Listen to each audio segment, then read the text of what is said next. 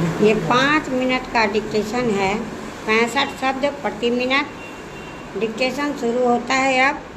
Ready, start. आदरणीय महोदय, हमारे संविधान में समाजवाद, धर्मनिरपेक्षता, धन का समान वितरण एवं सामाजिक न्याय इत्यादि के लक्ष्य निर्धारित किए गए हैं। दूसरी ओर आज भी भारत जैसे विकासशील राष्ट्र के सामने गरीबी, भुखमरी, कुपोषण, बेकारी, निरक्षरता, बेरोजगारी जैसी समस्याएं गंभीर रूप से विद्यमान हैं।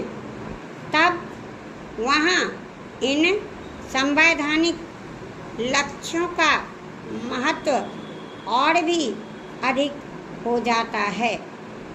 इन चुनौतियों का सामना करने के लिए संवैधानिक लक्ष्यों को प्राप्त करने के लिए आम जनता अपने प्रतिनिधि चुनकर संसद भेजती है।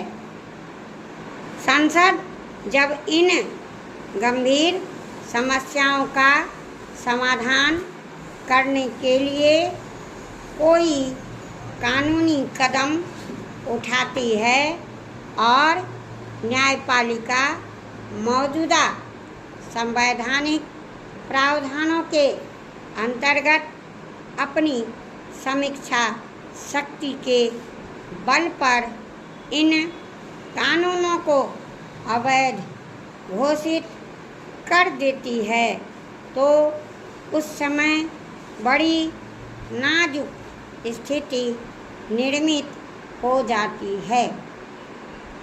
इस संबंध में अनुभव करने वाली बात यह है कि जब इस तरह के न्यायिक निर्णय देश के आर्थिक सामाजिक विकास में गतिरोध के रूप में साबित होने लगते हैं, हमारे देश की लोकतांत्रिक शासन व्यवस्था में जन निर्वाचित निकाय संसद एवं विधानमंडल जन इच्छाओं को प्रतिबिंबित करते रहे हैं एवं जनमत तथा जनादेश के प्रति वचनबद्ध भी होते हैं।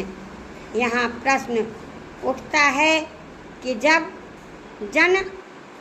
जनाकांक्षाओं को प्रतिबिंबित करने वाली संसद द्वारा इन्हीं जनाकांक्षाओं की पूर्ति हेतु बनाए गए कानूनों को न्यायपालिका अवैध करार दे देती है, तब क्या न्यायपालिका की इन पुनरावलोकन शक्ति से जन इच्छाओं का अनादर नहीं होता है?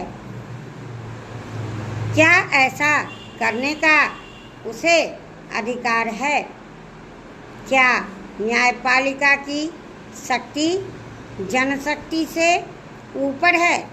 हमारी मौजूदा प्रजातांत्रिक व्यवस्था में जनता सर्वोच्च है, अथवा न्यायपालिका जब सारी शक्ति का विश्वास था कि भारतीय राजनीतिक व्यवस्था में संसद, जो कि जन निर्वाचित निकाय है, उसकी भूमिका प्रथम होनी चाहिए और न्यायपालिका की भूमिका गौण।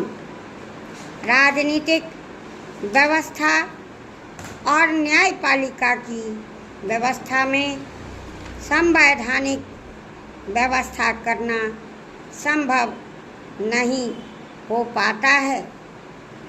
इस बात पर हमको विचार करना चाहिए।